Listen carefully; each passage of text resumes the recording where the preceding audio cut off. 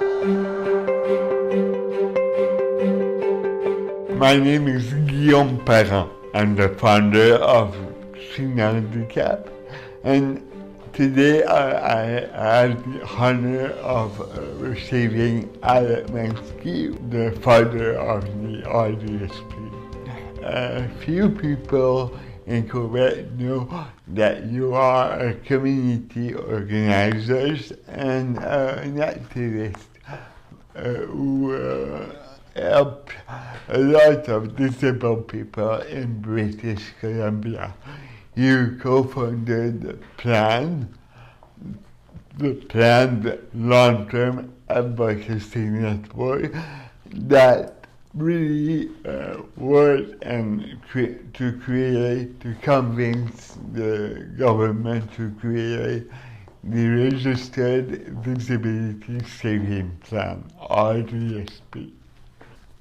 In your opinion, what back then motivated the government to create such a program? Well, it was almost 10 years to get from an idea to actual the execution in legislation. So it was a long time.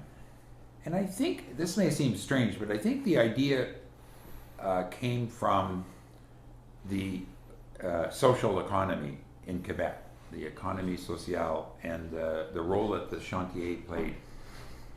I felt that in Quebec, money is being used to support the dreams of the individuals in Quebec, not directed by other people. That is the purpose of it. So that was the emotional origins of it. A lot of parents want to make a contribution to the future well-being, financial well-being of their handicapped family member, but they can't because the welfare rules claw it back. So we wanted to have something like an RESP or an RRSP, and that was the really critical stage in our 10-year campaign, was and learning to simply describe it as a savings plan for disabled people, just like the education savings plan. And you say that to your neighbor and they go, oh, okay. Yes. You say that I got it. Exactly. You say that to a cabinet minister and they go, of course. So the next prime minister was Prime Minister Harper, and he had a finance minister. His name was Jim Flaherty. And when we met with Jim Flaherty, he said, what do you want? What are you here for? And we said, oh, we want a savings plan for disabled people, like the RRSP. And he said, of course. And furthermore, he says, I have a son with a disability. So that was kind of the origins of the... Okay. More than 15 years later, do you think that the program meet the aspiration that the community had at that time?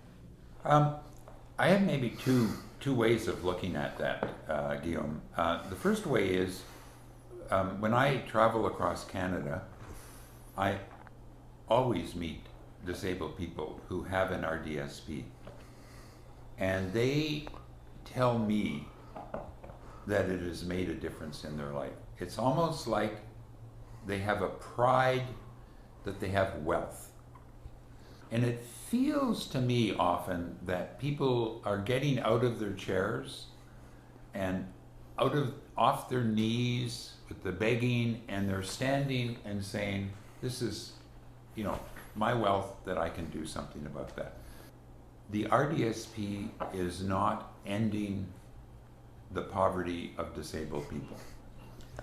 Another tricky question. We know that in British Columbia RDSP take-up is really high, and here in Quebec it's one of the lowest take-up in RDSP. We're kind of jealous. What is the recipe in British Columbia? In our work at Plan, what we decided to do was to create an organization that would support disabled people after their parents died. And so we didn't deliver a service or a program to disabled people. It was more an attitude about becoming your own person. And so we trained lawyers. We put on schools for lawyers and estate planners and financial planners and wealth planners and banks and credit unions, and taught them about the instruments that were available for disabled people for their wealth.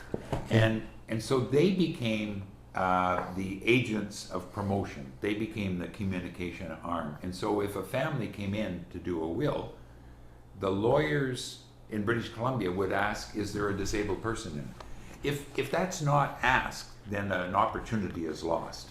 So I think that's been the big difference, is educating the estate planning world to the instruments that are available for disabled people.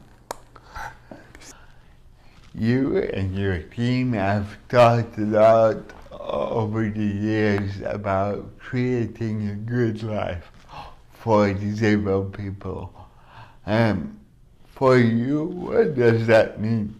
A good life is unique to each person, and each person has different desires, different dreams, different capacities, different aptitudes. And so our job as parents or as service providers is to pay attention to the good life that is inside every person, including ourselves. We don't think of that because it comes naturally. Society allows for us to express what a good life is for us, ourselves. But for disabled people, often it is the professionals who actually control or direct or who decide, who make choices. Good life is having money. Let's be frank about it. It's not being on welfare where you just have enough, just have barely enough to survive, or maybe not even enough. But a good life is having wealth. We like to say wealth. No. Why not? Everybody should have a wealth planner. Every disabled person should have a wealth planner. In my view, a wealth planner for a disabled person is more important than a social worker. And I'm going to stop there because I know you know a lot about it allows choices. Yes. And choices are important, yes, even for disabled people. Especially for disabled people. When you have any kind of a label or a category or you're feeling vulnerable, everybody wants to do something for you. And then they forget about your ability to express your choices, your preferences, your tastes, and you can do that in a variety of ways. You don't even have to speak. There's all kinds of ways that we can convey what our preferences are. So a good life is being surrounded by people who respect the way you make your decisions and who will support you so that you perform at your peak, on your terms. Thank you so much for being with us today. It's a pleasure, as always, as always. Thank you.